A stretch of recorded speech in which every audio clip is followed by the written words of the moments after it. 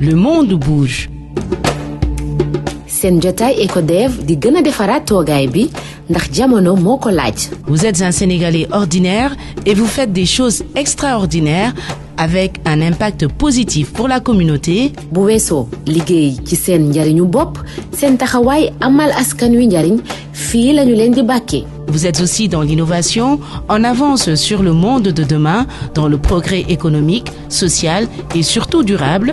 ngeen xarañ ci seen liggéey ci jëfin bu am yokkute te mucc ayib seen place fii la ci ECODEV. Vous êtes une PME, PMI, une start-up impactante, une grande entreprise nationale ou multinationale. Vous êtes un simple acteur du développement.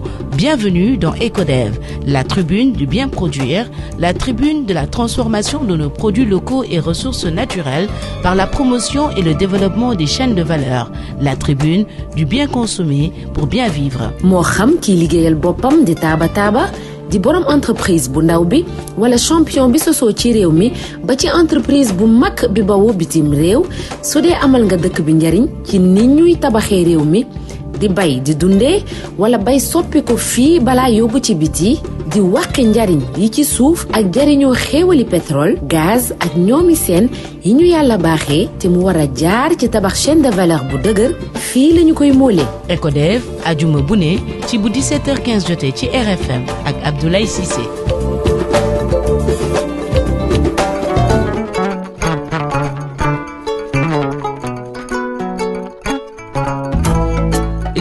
jukki yépp ci série bi ñu jégleel changement climatique ak développement durable lu bari dafa dellu ci mine ak ni ñu koy wàkkee gaz ak pétrole ci war a jëfandikoo énergie fossile te bañ a am lor ak gën a yàq kew gi wala lu jëm ci mbay mi di mbay mu sell te mucc ayib te loolu yépp nag tungu ne du toog ñuy nataal ndax am na jëwriñ ju fi mës a jaar ci portefeuille yooyu yépp kon moom fekkee rek boolewu ko ci da cay bokk takk ci rip yokk ci nag dellu na ci tool yi di gros producteur ba di lambo agrobusiness RFM di dalal monsieur Aly Ngouille Ndiaye nekkoon ministre des énergies mines et industries mujjeewaat nekk ministre de l'agriculture de l'équipement rural ak souveraineté alimentaire di portefeuille yi tànk njeexital bu changement climatique ak développement durable di am ci suñu nekkin Aly Ngouille Ndiaye ci ECODEV ajuma ji bu 17h15 jotee ci RFM ak Abdoulaye Cissé.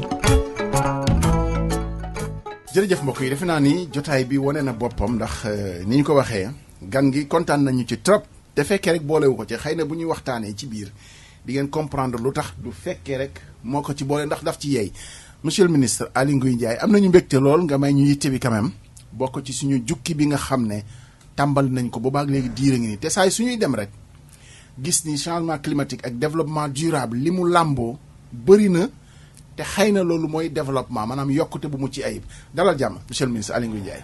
mais merci beaucoup Abdoulaye maa ngi lay nuyu di nuyu également donc waa RFM di nuyu également ñi nga xam ne ñi ñoo ñuy déglu ci émission bu am solo bi man dama koy faral di déglu souvent léeg-léeg boo déglu émission ma interpellé ci ne la sa tel invité dégg naa li mu wax je pense que ñaar wala ñetti émission yi mujj yi déglu naa je pense c'est Sougou Fara foog naa ne mooy Sougou Fara j'ai écouté son émission très intéressant j'ai écouté également Arona le ministre Arona Ndofène sur beaucoup de choses nous partageons d'ailleurs parce que moom it à chaque fois beaucoup déglu surtout ci wàllu séance moom dana si jàngal lu bari j'ai également écouté l'émission de Cissé je pense c'est comme ça qu'il s'appelle Cissé Ousseynou Kassé Ousseynou Kassé ñetti émission yi mujj en tout cas déglu naa jàng naa ci lu bari nag wax dëgg yàlla loo xam ne lii des fois genre émission yi sax dana tax ñu wane ne Sénégal am na peut-être également des gens qui sont à ce niveau dans la réflexion ci participation yi nga xam ne yi des décisions qui se prennent dans le monde fekk fa ay Sénégalais yi dafa taxaw di négocier pour Sénégal et pour d'autant des fois sax nga nekk à niveau responsable bi ñu nekkoon doo leen xam. mais bu ñu jukkee 100% ñu taxaw ci bu nekk noonu parce que am na moment yoo xam ne nii lu ñu war a waxtaanee évacuer ko ki jàpp ni changement climatique naxee mbaay la Arona Coumba Ndoffène Diouf lu ñuy waxtaanee la wala loolu dañ koy évacuer. déet duñ ko évacuer parce que Arona li mu waxi scientifique la wax. teg ko également ci loo xam ne lii tamit koo xam ne kii jàng nga parce que bon man mii di wax ak yow ingénieur la donc mën naa nangu lu bari ci li mu wax mais boo xoolee également peut-être ci dimension bi muy wax moom da lay wax ci des disons années yoo xam ne yi pour quand tu parles de géologie ñu lay wax années c'est pas des millénaires des centenaires mais li mu la wax c'est lu am solo la aujourd'hui parce que am na loo xam ne lii bu ñu doon jàpp rek que ne changement climatique moo ko waral ça veut dire que bu sécheresse amee ren da ngay jàpp ne day amaat déwén ainsi de suite pourtant day am tey déwén du am donc y a peut-être beaucoup de choses c'est-à-dire kenn ku ci nekk moo tax d'ailleurs c'est ça le sens et je pense que ce serait même bien que ñoo ñëpp nag au lieu que kenn ku nekk di wax di dem nga seet benn plateau bu gën a am solo ñu daje fa nag boobaa nag peut-être mu gën a neex mais vraiment je trouve que c'est intéressant bon I don't know j'ai compris et sur beaucoup de choses je partage avec lui c'est-à-dire réew mu nekk da am fooy toll dafay am luy ses priorités c'est vrai nit ñaa ngi wax ne tey dañ war a moytu pollution bi émission des gaz à effet de serre mais en vérité. ak utiliser énergie fossile. oui ak oui parce que loolu lay conséquence c'est-à-dire que tey ñun lan mooy suñu wàll ci li ñuy émettre sur ces gaz là lan mooy suñu wàll lu néew la pour ne pas dire c'est presque inexistant boo xoolee les grands pollueurs qui continuent encore d'utiliser c'est moi je me rappelle bi ma nekkee ministre de l'énergie au tout début 2012 président Macky Sall ñëwee mais la centrale de charbon de Sendou. Mais moi, je l'avais validé. Monsieur le ministre, charbon du lor kese. Déedéet xam nga aussi d'abord ñun dañuy am enjeu bu am solo mooy nañ génn réew mi ci situation bi mu toll. te réew mi mënoo ko génn situation bi mu toll bu fekkente ne mënoo def le développement de l'industrie. mais industrie mënoo ko développer soo amul courant. te tey ñun ñëpp nangu nan malgré effort yi am solo yi nga xam ne yi peut-être que suñu industriel yi ñu ngi koy def mais coût de l'énergie dafa peser de façon très très lourde sur l'industrie et même sur les ménages d'ailleurs kon lépp lu ñu war a mën a fexe ba am une source efficiente boo xam ne bii dinañ mën a comment dirais-je yaxanal énergie yombal ko mais loolu dafay baax ci développement bi parce que industrie boo ko développé doo développé mais naka la ñuy déggee argument pays développés yi yi ne xëy na ñun ñoo yàq àdduna bi parce que ci yoon bi la ñu jaar waaye pour bañ a gën a yàq yéen ñi nga xam ne yéen a ngi ci yoon bu leen jaar ci yoon bi ñu jaar waaw mais ba c'est-à-dire da lay wax loolu ba pare yow sa ba finalement amoo beneen yoon boo jaar wala bi yeneen yoon yi amoo moyen yoo fa jaaree. alternative yi nag solaire bi biomasse. yooyu. am c'est vrai alternative la moo tax ma ne la maanaam du fekkee du sàggee ne da ngay bàyyi ñoom lépp li ñuy def mais da ngay jéem a xool fii jamono toll ak fii sa économie toll noo leen di mën a defee ay combinaison di leen boole. xam nga tey depuis quelques années on parle de mix énergétique. Mix énergétique du dara lu mooy nu ñu soppi toggin bi. mais man maa nekk ba ministre de l'énergie en 2012. mais 2012 ñun bi ñu ñëwee énergie bi ñu fi doon toggee yëpp énergie fossile la woon. yow kay da ngaa boole mine énergie. boobu d'abord c'est mine énergie. boobu d'abord ensuite après ma génn énergie nekk mine industrie. mais mine énergie en 2012.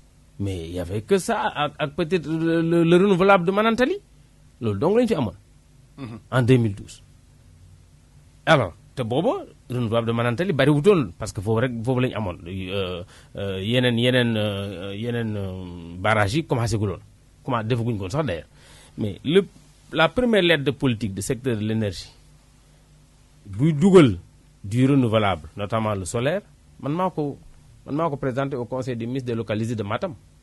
À l'époque, d'ailleurs, je considérais que c'était ambitieux, que nous n'avons dans 5 ans, à l'époque, c'était Pape Dieng, je pense, qui était directeur général de Sénélec, nous avons fait d'ici 5 ans, nous avons 20% de solaire dans le mix énergétique. C'est vrai, après, c'est des projets qui ont eu du succès, il y a une année, on est à plus de 30%. Tout à fait. Mais c'est bien. waaye nag aussi loolu tamit bu nit ñi fàtte ne dafa am aussi un coût parce que kenn ku ne xam na ni ci solaire tey tu peux avoir un bon retour sur investissement tant que defuloo stockage maanaam njëg yi du cher bu fekkente ne da ngay rek bu naaj bi tàngee yaa ngi am courant di ko utiliser. maanaam courant wu solaire booy capter rek. voilà utiliser ko di ko utiliser waaye bu fekkee ni da ngay capter li ngay capter bëri nga war koo denc. fii technologie bi toll. boo ko waree denc di xaar guddi. rek day cher. moo tax booy am aussi énergie boobu bu fekkente ne amoo stockage da ngay sóoraale beneen énergie fossile bi. pour mu mën a jël relais. donc loolu moo tax aussi day am coût day am incidence ci investissement yi. c'est bien beau. technicien bi laa bëgg mu wax ma. waaw ingénieur polytechnicien bi ah.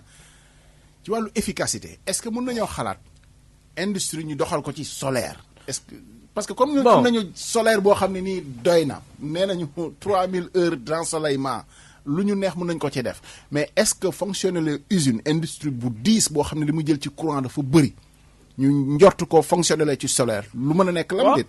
mën na nekk bu fekkente ne déjà industrie déjà dafa nekk ci àll bi bu fekkente ne nga bëgg dem di système autonome mais xam nga Ndakaaru gi amoo fi sax espace boo def ay centrale solaire peut-être des fois mën naa am peut-être mën nga xalaat ci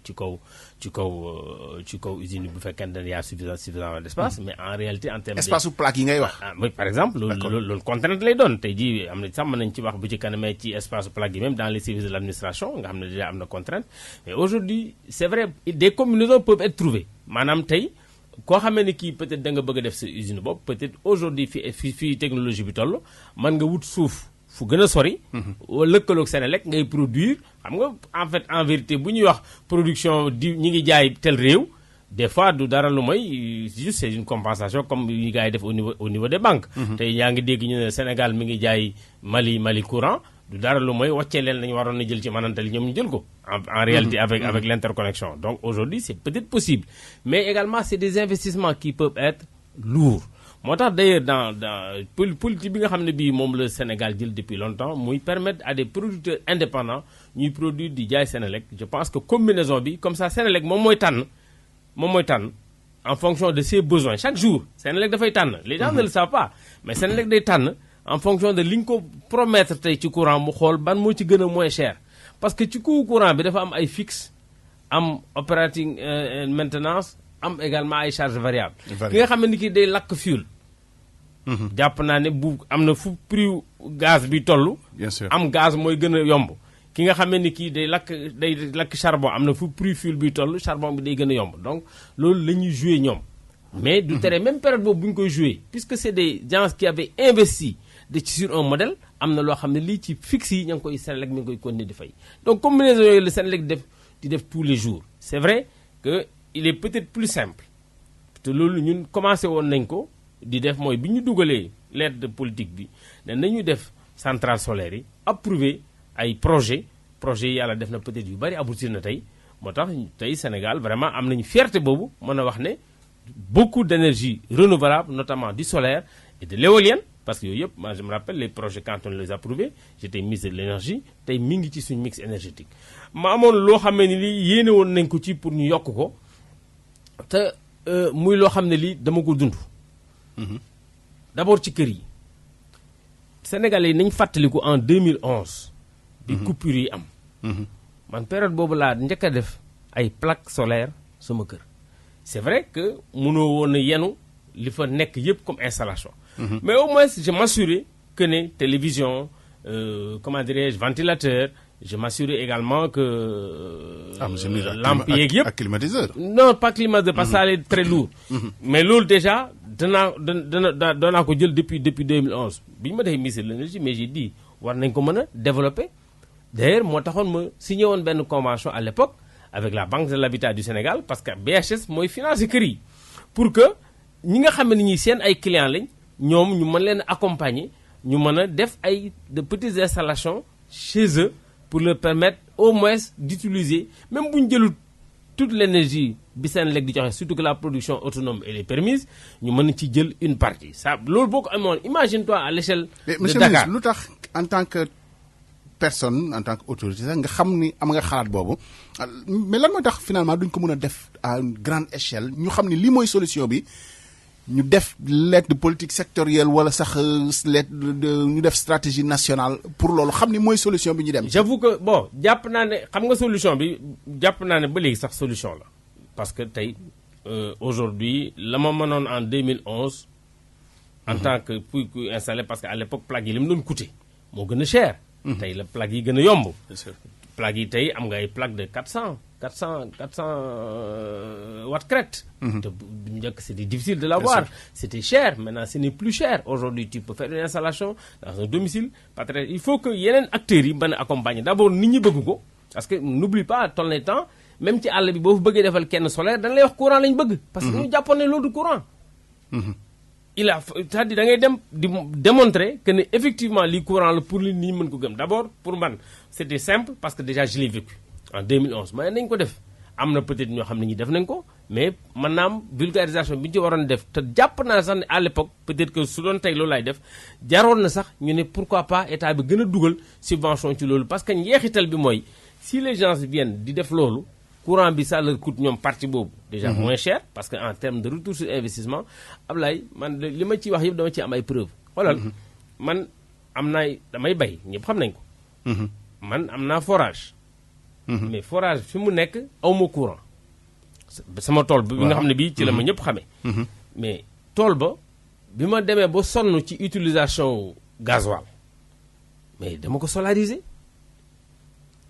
alors déjà man bi ma solarisé en l'espace de peut-être même pas 2 ans j'ai eu mon retour sur investissement maanaam matul ñaari at maanaam solaire bi moom fi mu toll nii waaw jot naa ko dabu nga ko xam nga lu tax damay jox exemple simple rek bi nga xam ne bii dama daan bay soo ko daboo tey leneen lépp bénéfice la c'est-à-dire que bi ma jëlee sama bi ma daaw arrosé ak groupe électrogène dama daan def 1 million de carburant par mois te daawuma arrosé ni ma ko bëggee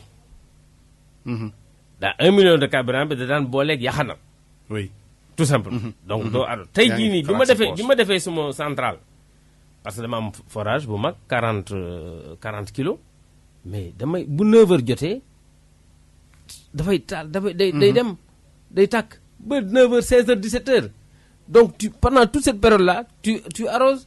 C'est vrai, au début peut-être dana faible, à la fin dana faible, ci digg bi da ngay arrosé à pleine volonté. Donc aujourd'hui le groupe électrogène, il est là-bas juste sous secours pour que jour bu amul ensoleillement fekk nga am loo xam ne da nga ko war a arrosé nga koy taal.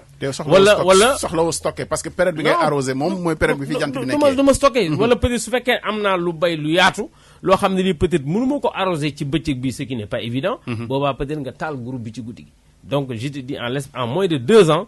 am naa man sama retour sur investissement ci d'ailleurs moo tax ci la profito def fu ma def man actuellement forage di fa bay wala fu may recommander kenn ma ne ko boole ci centrale yamuma ci loolu de bi ma gisee njëriñ bi même le gouvernement boobu j'étais dedans def naa lu ne pour que ñu solariser les forages c'était pas évident même dans le gouvernement auquel j'ai appartenu dama ci ànd naa ak ay ministre ba ci sama tool wan leen ne c'est possible je sais qu'au départ il y avait beaucoup de réticence au niveau des fonctionnaires mais lan moo tax loolu mais xam nga des fois nit ñi attention des fois aussi je sais qu'il y avait beaucoup de réticence au niveau des fonctionnaires moi j'ai tout fait pour amener les gens pour dire que voici ce qu'on fait parce que man gis naa ci àll bi bari na ci forage yoo xam ne yi tey benn période donc lay fonctionner correctement mooy période boo xam ne bii les éleveurs sont là à côté parce que ñoom ñooy les grands consommateurs ñi ngi fay am na ci village yoo xam ne amul sax des fois lu ñu fayee carburant ba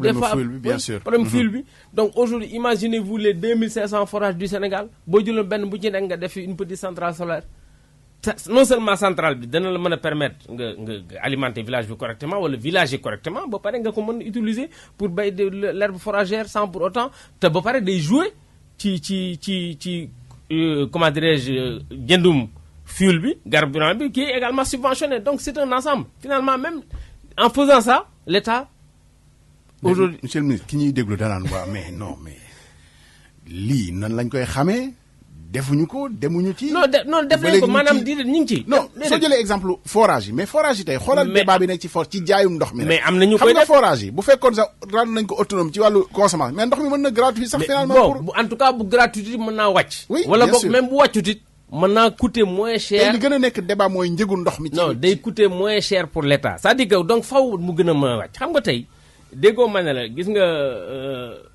am na ci nee naa 2000 et quelques forages yoo xam ne moo nekk ci réew mi am na ci un opérateur délégation service public Flexo. Flexo, tout à fait. Que je connais, Abdelaziz, qui est un polytechnicien, qui comprend également la même logique que moi. Mais Mom, bim jotté sa délégation, mais il a solarisé une bonne partie de ses forages. Donc, ko solariser.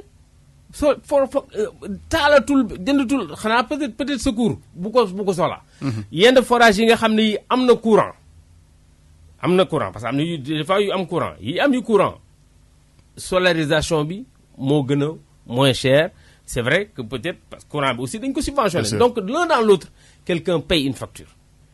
Donc yow la. wala état bi.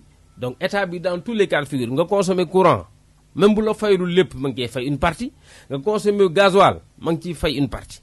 Te il est prouvé que moi je l'ai prouvé moi-même parce que gis naa ko que ne soo defee solaire en tout cas tu as un meilleur rendement même économiquement les opérateurs s'y retrouvent. Maintenant c'est un problème de financement parce que là aussi pour le faire pour faire 2500 forages c'est quand même beaucoup d'argent.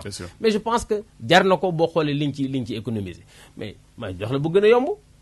Bi ma ñëwee énergie j'ai lancé le projet boobu on venait juste de créer l'ANER.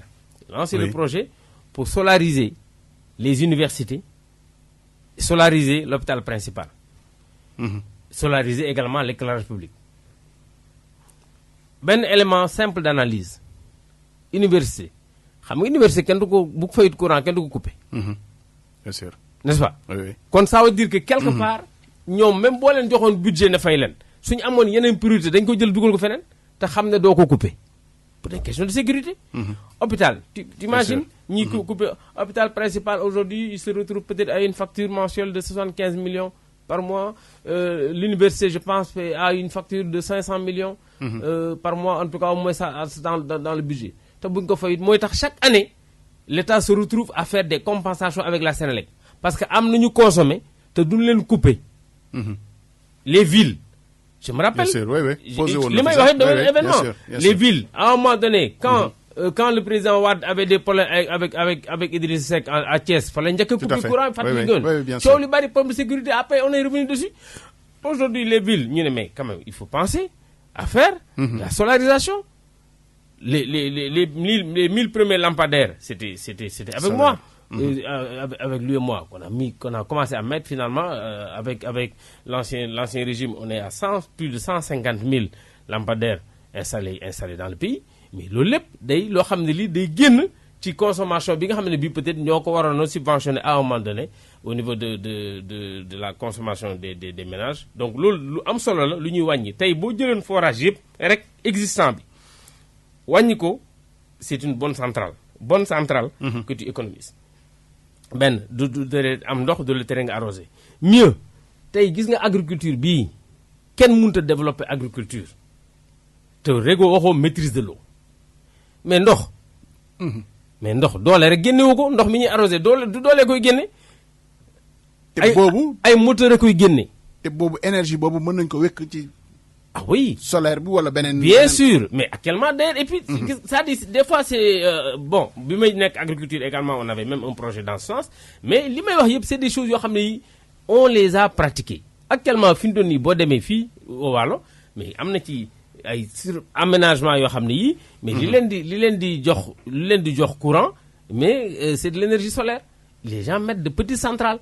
Maintenant il est possible au niveau même familial de mettre même pas des centrales là vous mettez peut-être juste quelques kilos pour arroser 1 hectare mais c'est comme ça qu'on peut développer le pays. Donc ñi nga xam ne ñi peut-être nekk nañ ci wetu ndox mi mën na leen ci équiper comme ça dañuy bàyyi courant bi ñi nga xam ne ñi peut-être ñoo koy soxla bu boobaa peut-être industrie mën nañ ci wàcce lu bari industrie peut-être gérer courant mais nit ñi au niveau mbay mi au niveau des domiciles aujourd'hui le solaire a encore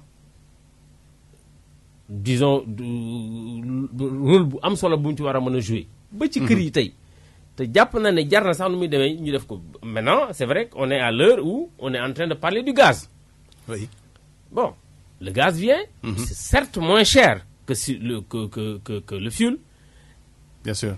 Aujourd'hui mais peut-être gaz bi le temps que muy ñëw dafa am lu mu war a ànd ak. Peut-être dañoo yaakaar ni gaz sax moo ëpp efficacité énergétique. waaw bu dee bu solaire par exemple. Effectivement mais gaz bi tey son utilisation dafa am contrainte.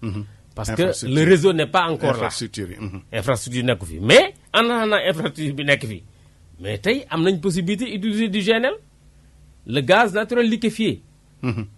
Gaz naturel liquéfié parce que tout simplement à un moment donné d'ailleurs même la Senelec a déjà comment dirais-je benn dispositif bu existé boo xam ne bii dañ ko mettre en place pour mën a jël gaz bi liquide bi ñu transformer ko gaz ñu lakk ko tant que le prix am na fa muy toll c'est encore plus rentable et efficace énergétiquement. mais monsieur le ministre loolu tamit gaz baa ngi ñëw cin bi moom boo amee ceeb ak yooyu te cin bi teguwul doo togg loolu lu tax. waaw c'est-à-dire que àndul ak bon li ñu moolee. l'ancien gouvernement dafa amoon ñaari stratégie benn bi d'abord c'était bon def le réseau gazier national mais j'ai cru comprendre récemment que les travaux n'ont pas encore démarré. mais fës gaz am na. donc gaz yi génn dans le contrat actuel qui était là ñoom dañu prévoir jël seen gaz di ko jaay bitim réew. et Sénégal. BP di ko jaay bitim réew. parce que man dama koy utiliser. voilà léegi puisque Sénégal mën na ko utiliser jàpp naa ne loolu axe de négociation la war nañ ko mën a négocier nag gannaaw soxla nañ gaz bi te ñun bala ñu koy jëggaani bitim réew ñoom ñuy jaay suñu gaz ñu waxtaan parce que ñun ñu jënd suñu gaz dans tous les cas mooy gën a moins cher. ci ñun même bu ñu koy reliquéfier en attendant bu ñu koy regasifier maanaam soppaliwaat ko gaz maanaam ñoom bu ñu ko defee Saint-Louis dañ koy def ndox. léegi ñun ndox parce que liñ contrat bi nga xam ne bii moom la état du Sénégal signé actuellement ak ñoom mooy gaz boobu bu fekkente ne centrale bi nekk Saint-Louis pare na ñoom dañ ko utiliser directement mais puisque centrale bi pareegul donc gaz bi quelque part ma ngay dem nangu dañ ko liquéfier ñun ñu jël ko parce que ñun bu ñu ko doon utiliser parce que man waxtaan naa ak waa Senelec c'est les différents acteurs mais normalement on a à peu près 700 mégawatts yoo xam ne yi mën na fonctionner au gaz ren en 2025 mais 700 mégawatts sur une pointe qui fait 1000 et quelques. mais c'est quand même 60%. mais loolu day wàññi. bien sûr day wàññi coût bi c'est vrai parce que ren am nañu gaz amuñ ko woon peut-être en quantité suffisante. En petite quantité lañ ci amoon à l'époque en 2012 moi quand j'étais ministre de l'énergie maintenant am nañ lu doy war nañ mën a négocier loolu pour ñu yemale ko fii en attendant ñu def le réseau gazier. parce que bu Senelec bu amoon assurance que ne dina mën a jël 700 mégawatts sur plus de 1000 donc plus de 60% di ko utiliser au gaz mais assurément. coût de l'énergie même bu ko wàññi wut dana wàññi subvention bi.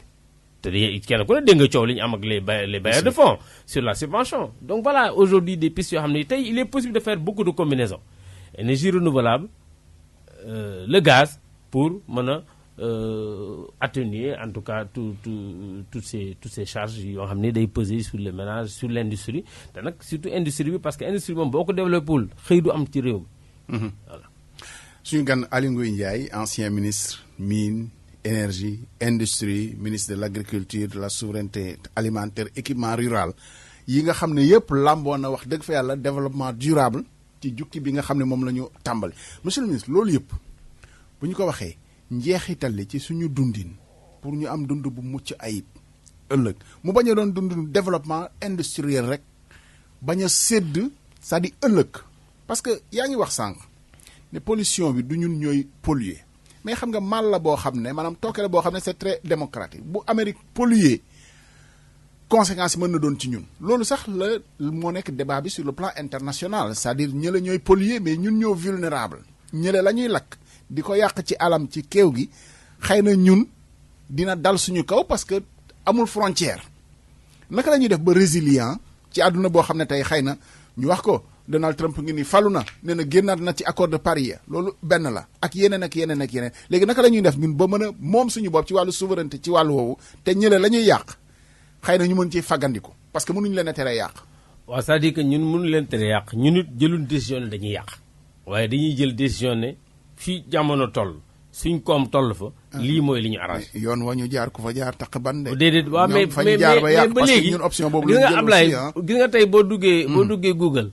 xool ñiy polluer li ñuy consommer. ñun xaaj ñoo yegg foofu. ay ñun li lay wax nii dafa mel ni ñun ay micro la ñuy wax ñoom ña nga ca macro yi.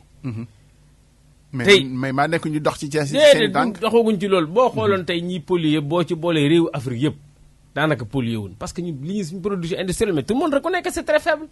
Donc nous ça veut dire que et puis j'ai entendu l'autre là il a raison ce professeur quand il te dit mais comment dirais-je le CO2. mais bi nga xam ne bii nit ñi dañ ne bokk na ci li yàq mais CO2 yi am nañu ko soxla xam nga. bien sûr xam nga suñu borom sax moo bindee àdduna noonu gis nga fi mu doon nii xeet bu mu bind fu ne saxal na fa lu lay faj boo feebaree. garab yi suñu garab yi soxla nañu ce CO2 là ñun aujourd'hui jàpp naa loolu sax d'ailleurs rien que avec le projet de la grande muraille verte. Oui. Mais c'est une occasion pour dire nañu jëmbat comme ça CO2 bi nga xam ne bii dañ koy libéré garab yi mën ko utiliser. mais gis nga débat bi cercle vicieux la nañu jëmbat te en même temps ñu ngi déforesté ñu ngi gor garab ñu ngi leneen ak leneen. te loolu moo lay dimbale nga capter CO2 bi. Sénégal sax li ñuy gor bariwul c'est vrai que am na peut-être des fois mu am yu koy exagéré mais Sénégal jàpp naa ne fi mu doon nii am nañ marge de manœuvre pour jëmbat lu bari te jëmbat lu ñu amal njëriñ. jëmbat lu ñu amal njëriñ. gis nga tey jii nii boo jëlee la muraille verte. C'est vrai aujourd'hui c'est un projet peut-être boo xam ne bii mën nañ ci defaat lu bëree bëri loo xam ne dana mën a compenser un peu ces émissions parce que aujourd'hui CO2 bi ñuy émettre am nañu ko soxla. bien sûr nañ développer ñooñu di ko soxla du tere ñu développer CO2 ba pare mën na am cette combinaison ba pare aussi ñu am efficience énergétique fexe ba ñuy produire énergie loo xam ne danañu mën a tax ñu développer suñu agriculture. énergie boo xam ne dana mën a développer suñu comment dirais-je suñu industrie parce que ñaar yooyu nga mën a boole pour ñu mën a développer réew mi mais c'est vrai réew yu mag yi boo leen bëggee topp rek ci li ñu bëgg du sotti encore que ñoom des fois la comment dirais-je la réflexion change bu fekkente ne ñoom li ñu bëgg changé na. La preuve d'ailleurs aujourd'hui le deuxième pollueur c'est les Américains après les Chinois. Tout à fait. C'est ça la vérité. mais tey actuellement avec ci Trump ñëw na. mais Trump ñëw na nee na nañu fooree waat. delluwaat ci charbon bi delluwaat ci charbon bi. oui parce que charbon yi peut-être dañ ko arrêté woon rek démantelé wuñ ko donc dinañ ci delluwaat. et aujourd'hui mais c'est pas parce que moom mu ngi koy def ko baax na aussi. déedéet mais dafa ne c'est-à-dire dafa am ay combinaison yooyu boole. tout simplement. bien sûr waaw tout simplement c'est-à-dire bu fekkee loolu rek la def effectivement baaxul mais du def loolu rek comme ñun duñ def loolu rek c'est-à-dire dañ ci boole sur le mix.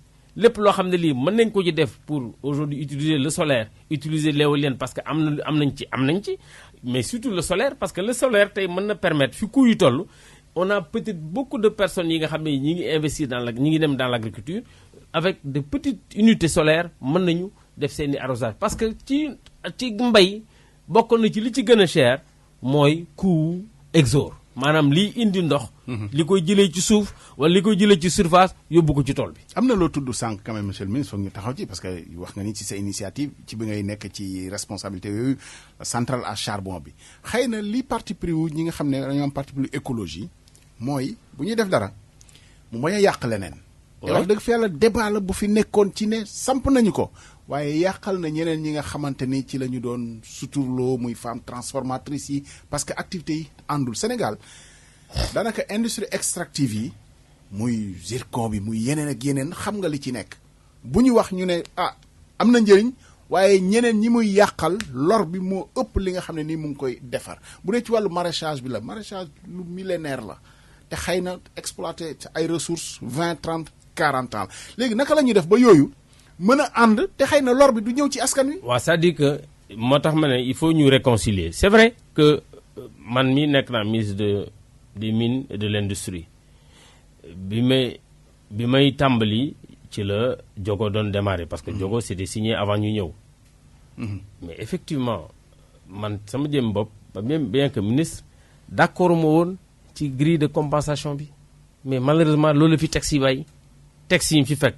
te ki nga xam ne kii moom loolu moo tax mu investir loolu lay wax texte yi lii la donc finalement tu es obligé à un moment donné nga discuter nga waxtaan ba ñu génn texte yi. ñu génn texte yi loolu lépp waxtaan moo ko indi. comme ça ñu xool déjà ay dédommagements yu ñu leen mën a defal mais du tere aussi ñu xool leneen loo xam ne lii ñoom bu ñu dëlee parce que c'est vrai que coow li gars yi dégg dama lay jox kaaw très simple. ICS. oui mais ICS. ñoo def la cité Mbar Ndiaye Mbar Diop ça c'était man maa doon arbitré loolu ils ont fait une très belle cité nit ñi dem fa mais terewul tey ICS ñu bari xamuñ ko seen fu ñu ciy exploité ba génn fa mais paysans yi dañ koy xëccoo fa la ñuy bay parce que avec les SLAM moo ëpp rentabilité fii may wax ak yow nii doo ko dégg mukk ci coow li mais pourtant am na actuellement fu ICS exploité ba dem SLAM yi fa nekk mooy tax nit ñi di fa bëgg a bay di fa def arboriculture di fa def maraîchage jogo mais am na ñeneen industrie extractive yoo xam ne fu ñu jaar moom ba pare waaw mais am na c'est vrai il y a encore des choses à faire xam nga le code minier de 2016 prévoir na déjà force boo bëggee def mine am nga ay études yoo war a def soo war a exploiter am plan boo war a def sous réserve soo ko deful mën na la sanctionner même normalement booy exploiter prévoir nañ que ne booy exploiter da nga war a am xaalis boo déposer CDC au fur et à mesure pour que boo demee ba pare boo réhabilité wut état jël xaalis boobu réhabilité le site donc loolu dafay lu am solo aujourd'hui am na ci ñoo xam ne ñi xaaruñ sax booba tey Sabodala mën naa ko citer ñu ngi réhabilité au fur et à mesure bu ñu génnee ci benn endroit réhabilité jogo ñi ngi réhabilité actuellement je pense que bi mu ci mujjee wuti information ils ont réhabilité plus de 80 hectares yoo xam ne exploité nañ ko ba pare te pourtant ñoom seen exploitation am kii la rek exploitation naturelle la ñuy exploité bu ñu paree réhabilité delloo ko eaux et forêts maintenant eaux et forêts peut-être mën na ko delluwaat plus tard les maraîchers ñu delluwaat di bay mais aujourd'hui c'est ça dit que maanaam mine ak énergie malheureusement moo loolu dafa toujours dafa indi problème bi ma demee ci campagne électorale bi dem naa Saint-Louis laaj leen ndax bi ñuy bëgg a def parce que à un moment donné j'étais plus dans le gouvernement est-ce que bi ñuy bëgg a def comment dirais-je fii ñu installé te ñu daan fa nappee est-ce que waxtaan nañ ci ak yéen mais ça pose aussi des fois problème les gens effectivement dans l'étude impact environnemental tu amènes des gens yoo xam ne yi mosu ñoo jàng loolu nga bëgg leen jox ay këyit yu du jeex ne leen gannaaw suba nañ ci waxtaan mais effectivement ñoom duñ la mën a wax loo xam ne lii après li ñuy subir moom la ñuy subir nii mais ñoom xam nañ ne actuellement foofu ñu nekk te ñu ne kenn waru faa napp effectivement pour des raisons de sécurité mais loolu waroon nañ bi ñu koy installé ñu xool quel est l'impact ci pourtant ay këri jën la nag sax expérience sax dafa wane ni foofu plateforme nekk la ko wër këri jën lay mais léegi nag maintenant il fallait peut-être am yeneen alternative yoo xam ne yi mooy tax jën yi demaat feneen yoo xam ne gars yi dañ leen fa mën a fekk mën fa napp sans pour autant moom danger jëm ni ci sa expérience bopp parce que lu ñu soxal la aussi dellu nga ci tool yi enfin yaa ngi ci woon sax mosoo ci woon a jóge waaye comme gën ngaa am jot delluwaat nga ci sa expérience boobu sa cohabitation ak parce que li ñu baaxoo mooy exploitation familiale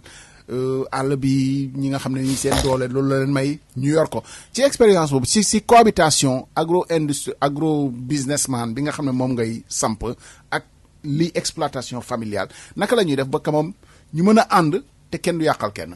waaw mën nañ ànd parce que d'abord fii boo bëggee dégg-dëgg suuf si yaatu na te boo xoolee fii malheureusement c'est même pas exploité correctement. te gis nga coolee fi nekk mais cette année nawet bii nii maa ngi doon superviser suma benn toolam un peu dans le département de Thiès. Il a fait une grande étendue bi ñu fa demee nit ñi jaaxle nañ mosuñ faa dem bay tool bu yaatoo noonu mais tey c'est vrai ren kenn ku ne xam na ne gerte gi joxewul. mais ñan ñoo fa doon utiliser waa population ñoo fa doon ne.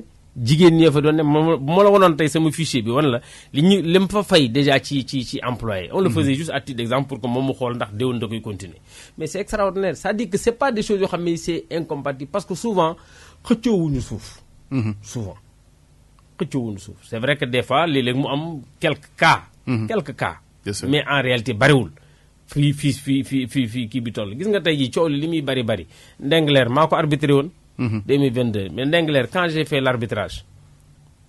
mais ba léegi. non statu quo la année ba ma fa jógee lañ fa mujj bay. oui. année ba ma fa jógee lañ fa mujj bay ma jógee intérieur mais quand j'ai regardé j'ai fait une approche technique j'ai regardé d'abord coow li lu ko waral. mais bi ñu defee évaluation tool yi mais c'était même difficile de trouver quelqu'un qui a 1 hectare 500. coow li muy bari ay 0,0 mais je dis quand même on doit pouvoir àll bi nekk foofu yëpp trouver des solutions. kenn ku nekk mën a liggéey correctement surtout que ñoom mën na avantage. ñu ngi xëccoo fii alors que à côté. voilà mën na faa mën na liggéey et puis ñu trouver les moyens d'aménager pour que ñoom aussi ñu mën a liggéey sax noor ak nawet. j'ai la carte actuellement jusqu'à présent avec moi. donc voilà un peu c'est-à-dire que c'est pas difficile de réconcilier il faut juste que ñiy réconcilier xam li ñuy réconcilier d'abord bañ ko def une affaire d'administration c'est pas uniquement l'administration. C'est sûr. waaw c'est peut-être l'approche peut-être qui était un peu différente. j'ai fait un peu le privé ba pare nitu àll la donc monsieur le ministre def nga état dellu nga ci privé bi yaa ngi ci lan ngay parce que waxtu waa ñuy xoj loo xam ne vraiment bi nga ci nekk ni xam nga ni lii lañ war a def te xëy na defuñu ko tey yaa ngi ci position boo xam ne tey yaa ngi xalaat ni mais lii la état war a def te xëy na état tamit ba léegi doxu ci. waaw non état mi ngi ciy dox. mais état mi ngi ciy dox mais des fois peut-être état dafa bari ay contraintes. ba pare nag boole ci da nekk environnement boo xam ne lu bari chaque jour am lu bees peut-être que loolu mooy waral difficulté yi mais en vérité état mi ngi ci c'est-à-dire projet yi am na ci yu bari yoo xam ne yii fi laa ko fekk am na ci yoo xam ne peut-être fa laa ko bay état dana koy continuer mais souvent état dafa bari ay contraintes surtout si jamono ji actuellement c'est des contraintes surtout financières c'est surtout ça mais aujourd'hui li may wax yii du samay xalaat man donc bari na ñu nekk ci état bi di nekk ay cadres dans l'administration xam nañ ne fii la ñu war a jëm mais des fois peut-être il y a des contraintes yoo xam ni peut-être kenn ku ne depuis longtemps yaa ngi dégg ñuy wax toujours il faut ñu def comment dirais-je ay stockage. ñaata yoon nga ko dégg. mais stockage pourtant am na privé yu ko xalaat. mais xam nga ban problème lañu am. privé yu bari tey seen problème bi ñu am mooy bu ñu demee banque ne leen ñu financer ma banque dañ laaj garantie ba ñun joxe garantie mais privé yi la ñooñu la lañ am garantie mooy tool yi c'est le domaine national. pour ñu am ci këyit c'est un problème j'ai discuté naa koo xam ne kii mi ngi fii di def lu bari ci agriculture ci wàllu mango. fa mu nekk fa la dëkk ma ngi fay exploiter près de 40 hectares maa ngi koy nuyu au passage sama sëriñ la alors mais sëriñ bi jëfu sëriñ dafa dem di liggéey di rek lay def tool ya mais tey bu demoon dafa dem pour wuti banque mënut a am garantie parce que suuf si mu ne dañ ne ko domaine national la domaine national boo dëkk depuis 40 ans dëkk fa di fa liggéey depuis 40 ans mais war na laa mën a yombalal nga mën a këyit boo xam ne bi mën nga ci wuti garantie pour le financement. monsieur le ministre defe naa ni foog nga dellu siwaat mais xëy na ci jotaay table ronde bi la ndax sa mën na ko wax noonu sa naatango sa successeur ministre Daouda Ngom may nañu yitte moom it bokk ci jotaay bi xëy na nag xamaguñu nu ñu koy organiser table ronde bu yaatu wala day ñëw def tuuram mais en tout cas bu ñuy def table ronde am na ñoo xam ne nañu dellu siwaat vraiment pour que ñu waxtaanee ko tënk ko xam ci lan lañ jëm ñu ngi lay sant di la gërëm bu baax. merci mën nañu ko fi yemale waaye nag dama am yóbbante gars yi nee nañu ñu ngi lay xaar xaw ma nag ñoom politique wala leneen. ñu waxtaanee ñoom politique li may doy te man taay dama pose politique nga ko ak ñoom rek. merci beaucoup Aly Ngouille Ndiaye moo nekkoon suñu gan ci jotaay ECODEV bi 18h le journal Jean-Paul Ndour jërëjëf. Le monde bouge. seen jotaay ECODEV di gën a defaraat toogaay bi ndax jamono moo ko laaj. Vous êtes un Sénégalais ordinaire et vous faites des choses extraordinaires avec un impact positif pour la communauté. bu weesoo liggéey ci seen njariñu bopp seen taxawaay amal askan wi njariñ fii lañu leen di bàkkee. Vous êtes aussi dans l'innovation, en avance sur le monde de demain, dans le progrès économique, social et surtout durable. ngeen xarañ ci seen liggéey ci jëfin bu am yokkute te mucc ayib seen place fii la ci ECODEV. Vous êtes une PME, PMI, une start-up impactante, une grande entreprise nationale ou multinationale. Vous êtes un simple acteur du développement. Bienvenue dans ECODEV, la tribune du bien produire, la tribune de la transformation de nos produits locaux et ressources naturelles par la promotion et le développement des chaînes de valeur, la tribune du bien consommer pour bien vivre. moo xam kiy liggéeyal boppam di taaba di borom entreprise bu ndaw bi wala champion bi sosoo ci réew mi ba ci entreprise bu mag bi bawoo bitim réew su dee amal nga dëkk bi njariñ ci ni ñuy tabaxee réew mi di bay di dundee wala bay soppi ko fii balaa yóbbu ci biti di wàqi njariñ yi ci suuf ak jariñoo xéewali pétrole gaz ak ñoomi seen yi ñu yàlla baaxee te mu war a jaar ci tabax chaîne de valeur bu dëgër fii lañu koy moolee. ECODEV ajuma bu ne ci bu 17h15 jotee ci RFM ak Abdoulaye Cissé.